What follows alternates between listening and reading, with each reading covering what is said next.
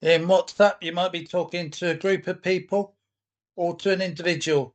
You may need to get on with your life and just mute that conversation for a bit whilst you're carrying out a DIY job.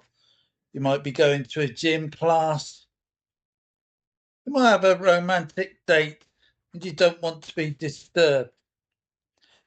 In this video, I'm going to show you how to do that in a few easy steps so you can get on with your life in peace without being disturbed. If you found value in this video, please like and subscribe at the end. Go into WhatsApp, tap on your contact or group, hold your finger down, then select how long you want to mute that communication with them. If you learnt something today, carry on and watch another video and learn a bit more. Or subscribe to watch the latest videos coming out.